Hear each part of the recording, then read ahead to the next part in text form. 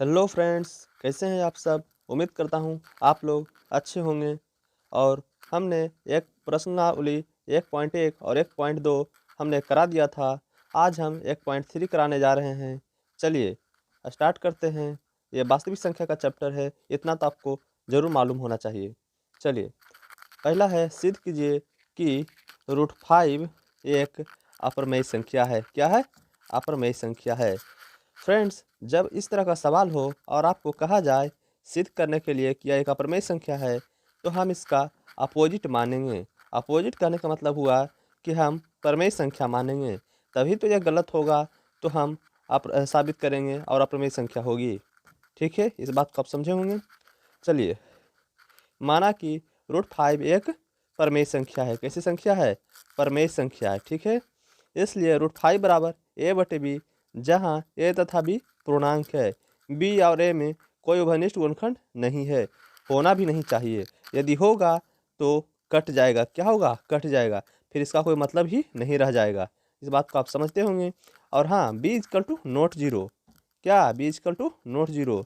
Zero होगा तो यह अप्रभाषित हो जाएगा, इसलिए इस बात को भी ध्यान रखना है। लेकिन ये दोनों में से किसी एक बात को ही लिखना है। ठीक, चलिए, √5 बराबर a/b, दोनों तरफ वर्ग करने पर √5 का स्क्वायर इधर a/b पर पावर 2।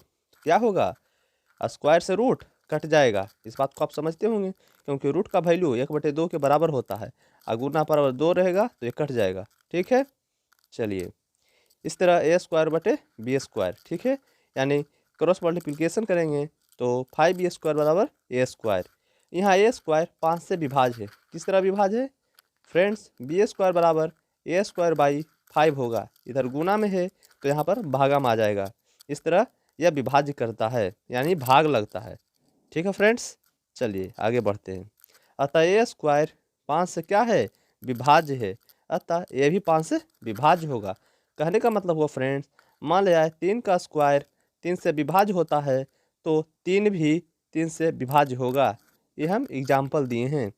इसी तरह यहाँ भी है। ठीक है फ्रेंड्स, चलिए, माना a बराबर 5c। क्या माना? 5c, जहाँ c एक पूर्णांक है।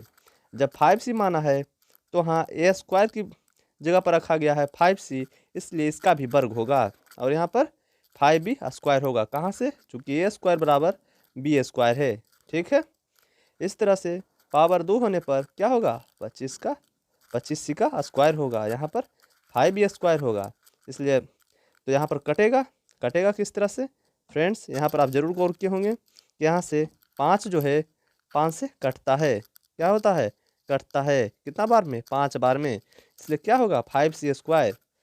इसका मतलब, कहने का मतलब हुआ फ्रेंड्स कि 25c² जो है, क्या है? 25c² जो है बटा में 5 आएगा बराबर b²।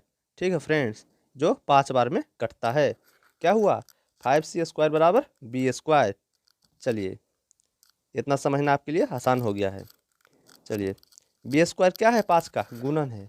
कहने का मतलब गुणनखंड है। ठीक है, इसलिए 5 का गुणनखंड है। ये नहीं भी लिखिएगा तो चल जाएगा इससे ही। ठीक, a तथा b का उभयनिष्ठ गुणनखंड 5 है। क्या है? 5 है, जो कि विरोधाभास है। क्यों विरोधाभास है? क्योंकि हम अपरमेय संख्या किससे जानते हैं कि ये गुणनखंड नहीं होना चाहिए। गुणनखंड होगा तो कट जाएगा। ठीक है, हमारा मानना गलत है, इसलिए √5 क्या है? एक अपरमेय संख्या है। क्या है? अपरमेय संख्या है। और इतना तो आपको मालूम ही होगा, रूट के अंदर वो संख्या जिसका वर्गमूल नहीं निकलता है वो क्या होती है? अपरमेय संख्या होती है। क्या होती है? अपरमेय संख्या होती है। ठीक है, चलिए प्रश्न नंबर 2 पर चलते हैं। सिद्ध कीजिए कि 3 + 2√5 एक अपरमेय संख्या है। क्या है? अपरमेय संख्या। माना कि 3 + 2√5 क्या है? एक परमेय संख्या। पिछले वाले सवाल की ही तरह, जब अपरमेय हो, सिद्ध करने के लिए कह रहा हो, तो हम प्रमेय लेंगे, तभी तो सिद्ध होगा। ठीक है, 3 + 2√5 बराबर a/b, एकदम सेम जिस तरह से हमने पहले किया। a और b पूर्णांक है, b = नॉट 0, नहीं तो क्या होगा? अप्रभाषित होगा, ना कि शून्य। इस बात को ध्यान दीजिएगा। और a तथा b में कोई उभयनिष्ठ गुणनखंड नहीं होनी चाहिए। ठीक, 2√5 बराबर a/b -3, जो इधर प्लस में है इधर आएगा तो माइनस में हो जाएगा। क्या हो जाएगा? माइनस में, ठीक है। यहाँ पर एक बात को और आप नोटिस किए होंगे, जब यहाँ पर √5 है और जो 2 है वो यहाँ पर भागा में चला गया। क्या चला गया है? भागा में। जब अपोजिट में जाता है तो गुना भागा में बदल जाता है, ठीक है। इसलिए यहाँ पर 1/2 ब्रैकेट के बाहर है और इसका दोनों पर समान अधिकार होगा। किस पर? ये दोनों पर, ठीक है।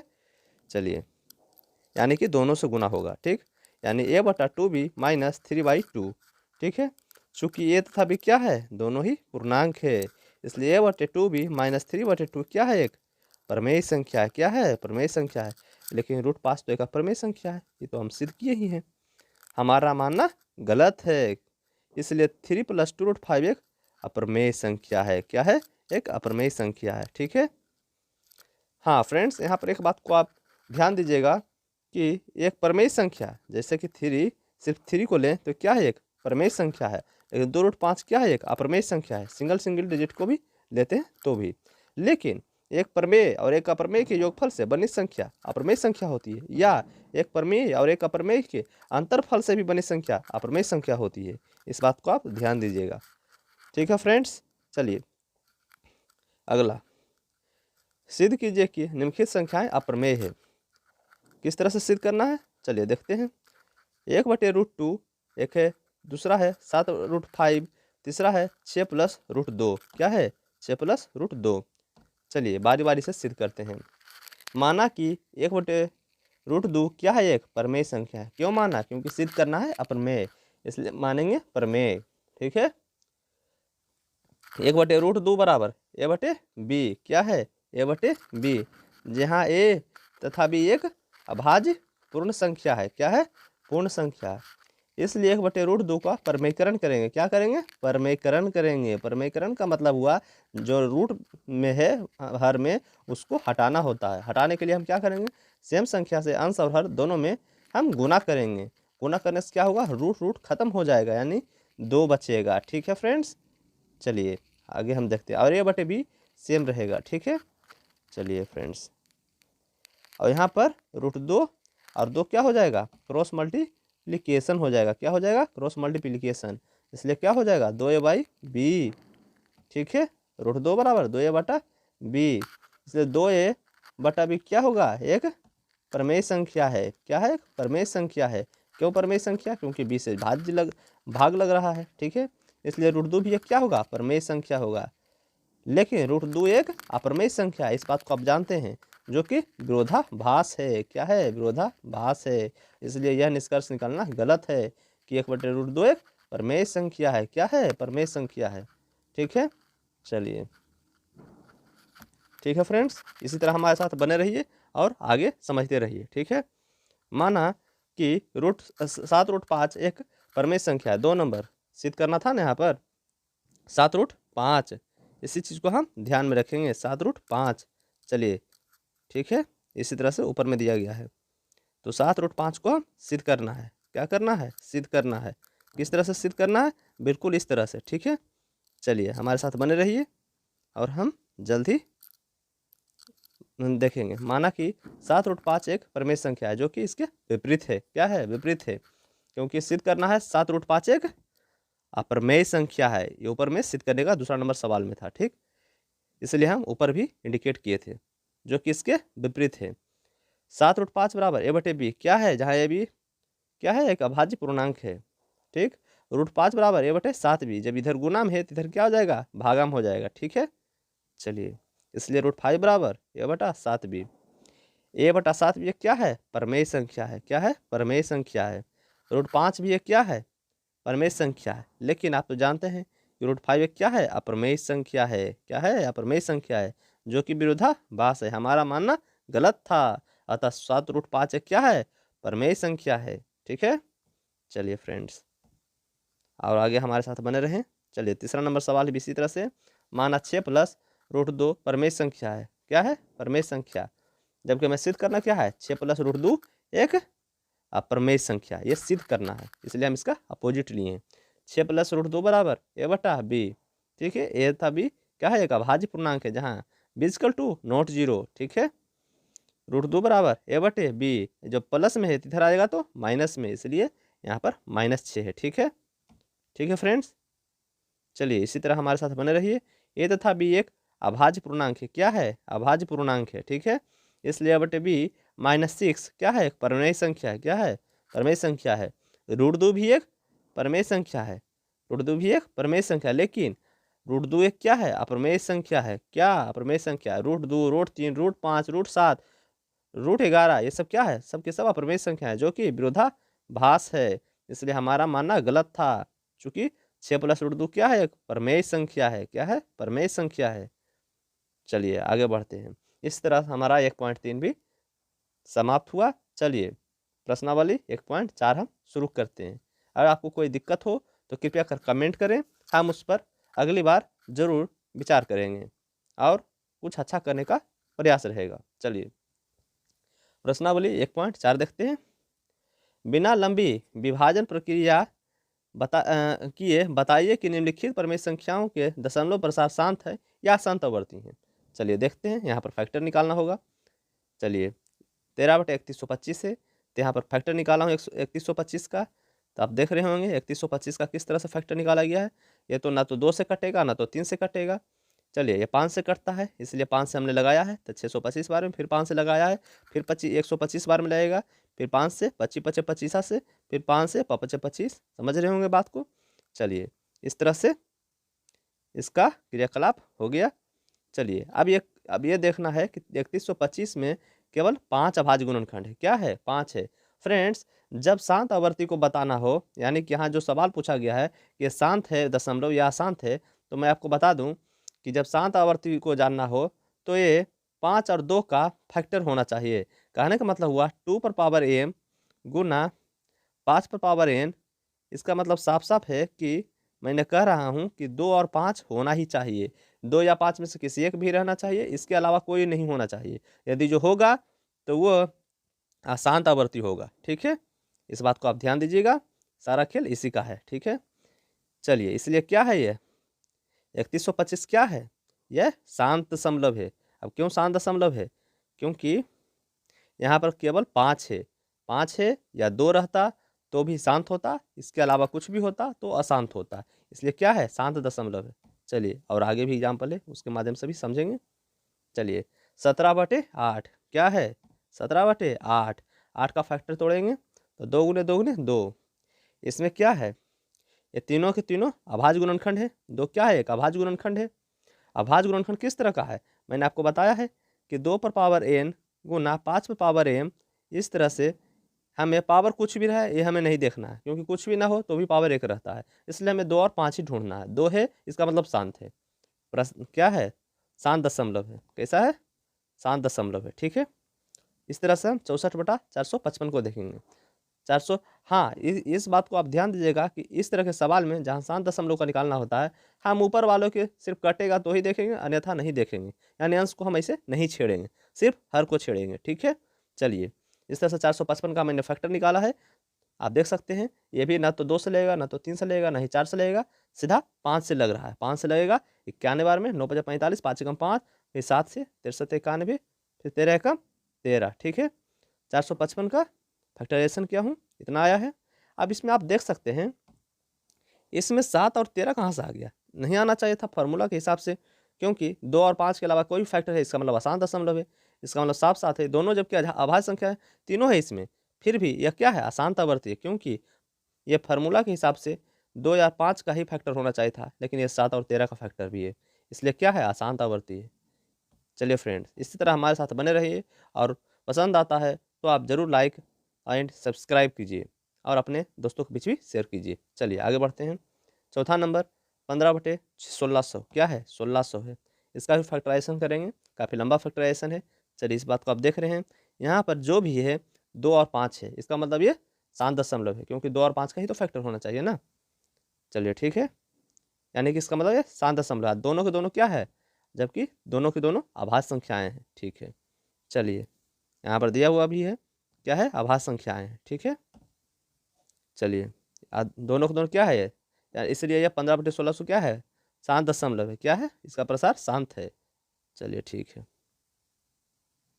इसी तरह से 5वां नंबर सवाल है 29/343। यहाँ पर 343 का फैक्टर तोड़ा गया है। आप तो जानते हैं कि 7 का क्यू ही 343 होता है, इसका मतलब 7 7 7। ठीक है, चलिए, लेकिन आप जानते हैं कि यह क्या है, यह एक अशांत दशमलव है। क्यों अशांत दशमलव है? क्योंकि इसमें 2 या 5 नहीं है और अलग संख्याएं हैं। ठीक, स्पष्ट है कि 343 में अभाज्य गुणनखंड 7 है, यहाँ 2 और 5 अभाज्य गुणनखंड नहीं है। इस नहीं होने के कारण ये क्या हो गया, ये अशांत हो गया। क्या हो गया? ये अशांत प्रवृत्ति का हो गया। ठीक है, चलिए, ठीक है फ्रेंड्स, चलिए आगे। प्रसार दशमलव क्या है? अशांत आवर्ती है। क्या है? अशांत आवर्ती, क्योंकि इसमें 2 और 5 नहीं है। चलिए आगे बढ़ते हैं। छठा नंबर, 23/2 पर पावर कितना है? 3। 2 पर पावर 3 और 5 पर पावर 2 है। ये तो साफ दिख रहा फ्रेंड्स, ये शांत दशमलव है, क्योंकि 2 और 5 डायरेक्ट दिया गया है। चलिए ठीक है, कटता भी नहीं है ऊपर से। चलिए, इसलिए क्या है? प्रसार शांत है। ठीक है, चलिए आगे बढ़िए। दोनों दोनों क्या है? अभाज्य है। 2 5 7 11 13 क्या है? ये सभी अभाज्य संख्याएं होती है। चलिए ठीक है, और आगे बढ़ते हैं।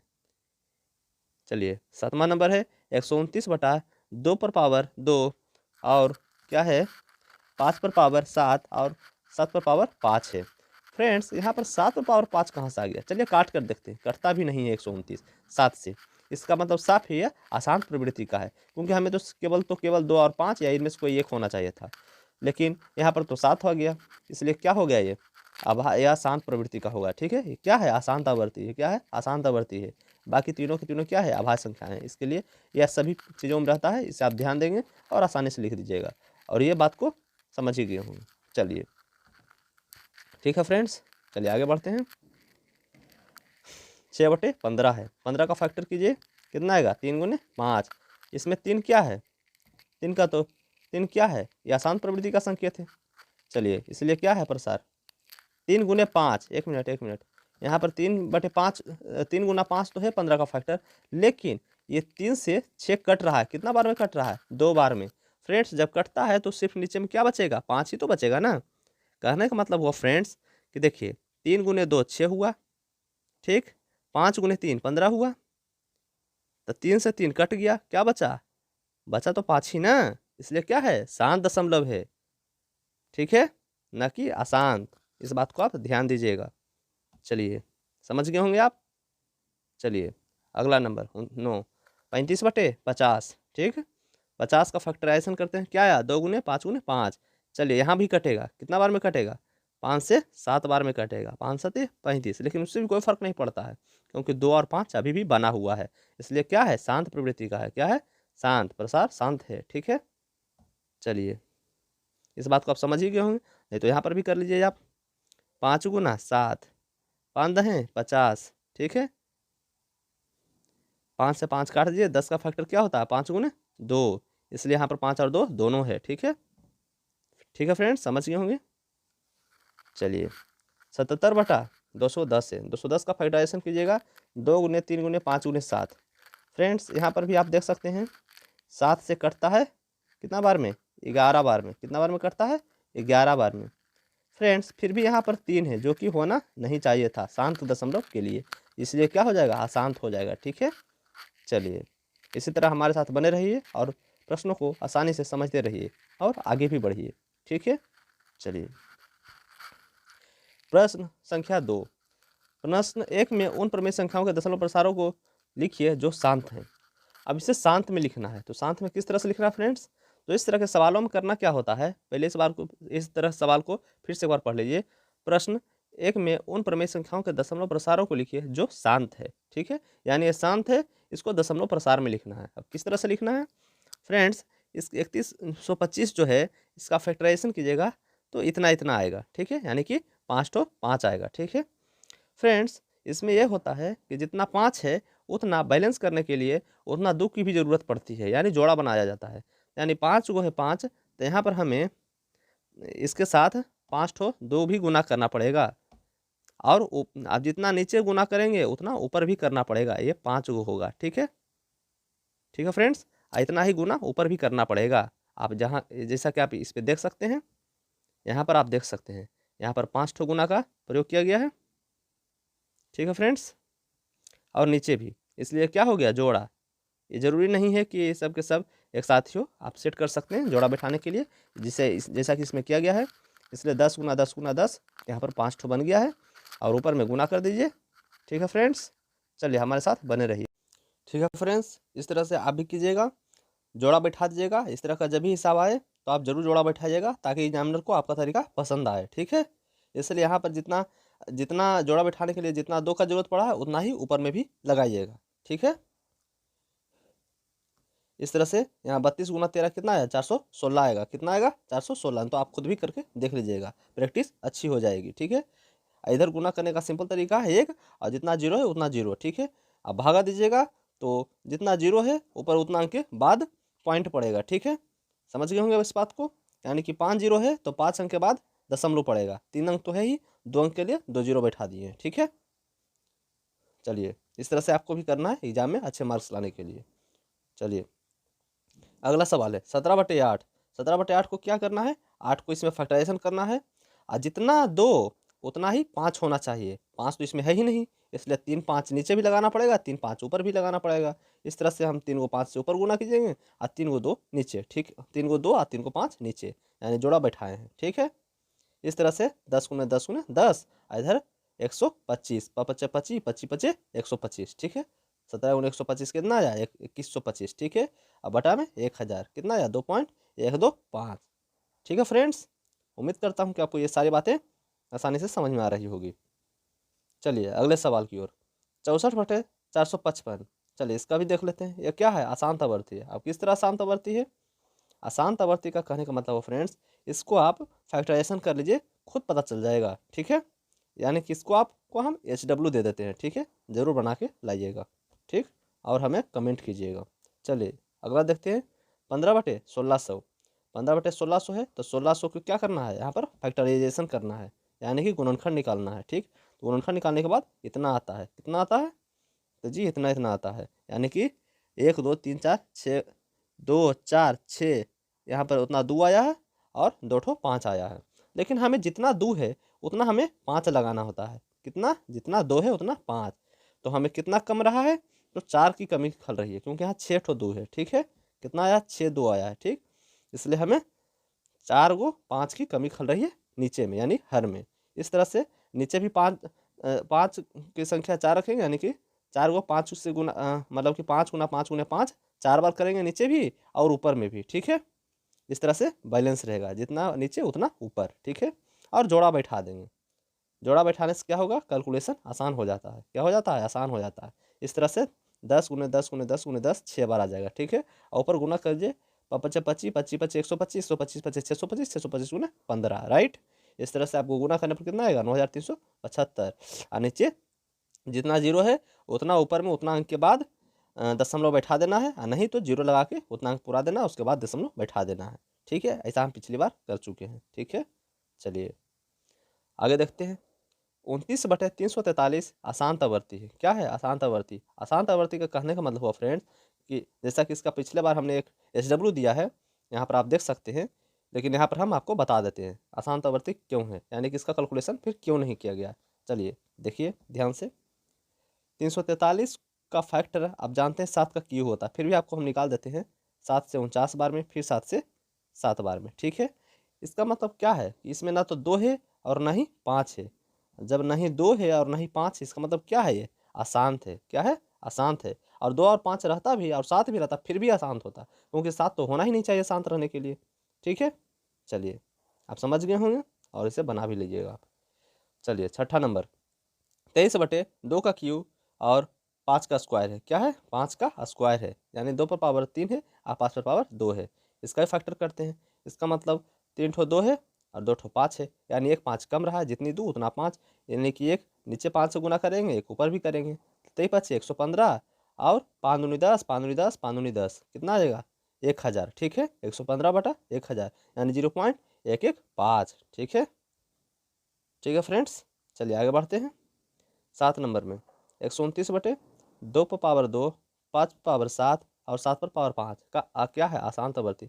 अशांत आवर्ती क्यों है फ्रेंड्स, इस पर हम चर्चा कर चुके हैं, क्योंकि 7 क्या है, 7 ही अशांत का घोतक है। अशांत होने का ही प्रतीक आ गया यहाँ पर 7। 2 और 5 के अलावा जो भी है वो अशांत आवर्ती है। ठीक है, चलिए आगे की ओर बढ़िए।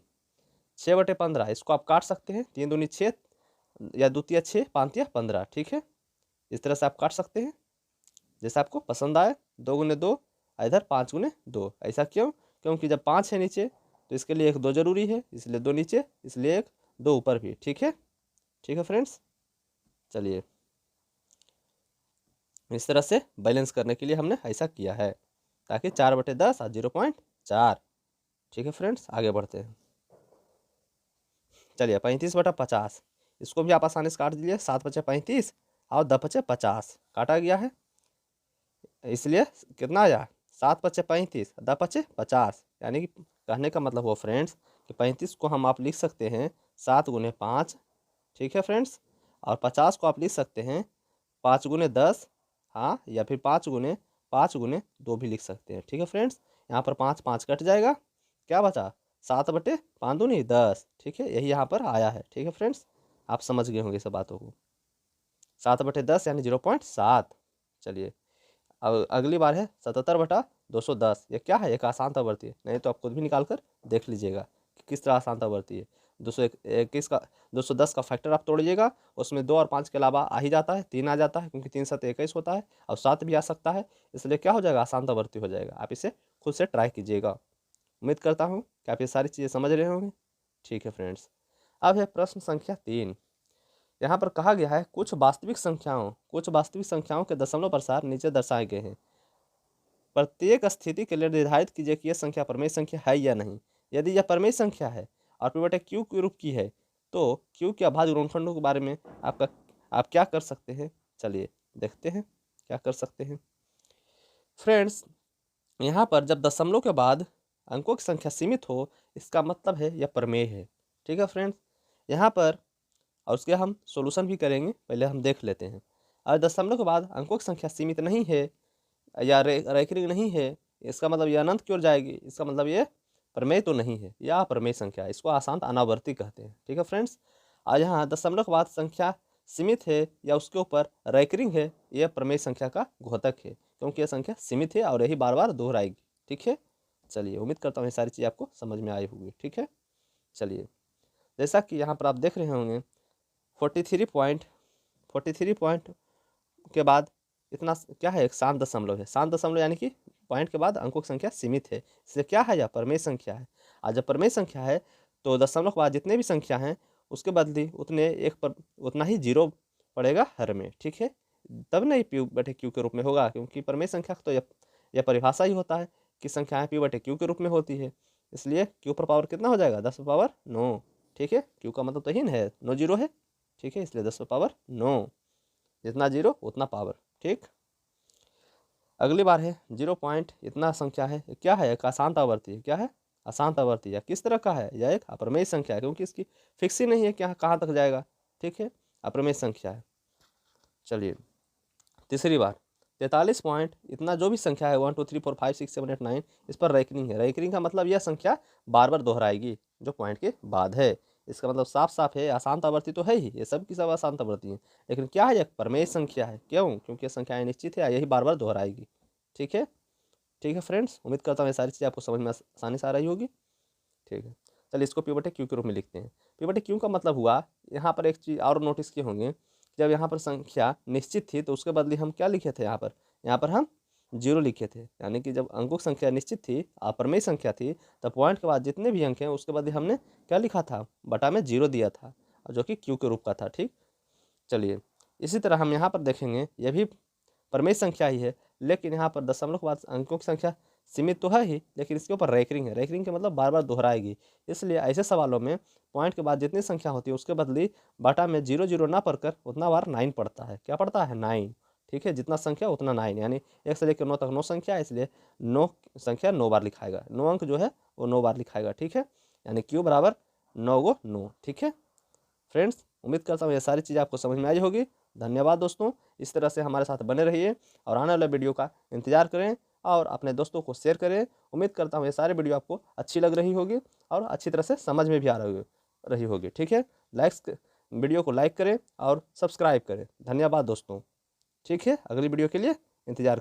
इस तरह से यह चैप्टर समाप्त हुआ। धन्यवाद दोस्त, और अगले चैप्टर के लिए इंतजार करें। ठीक है।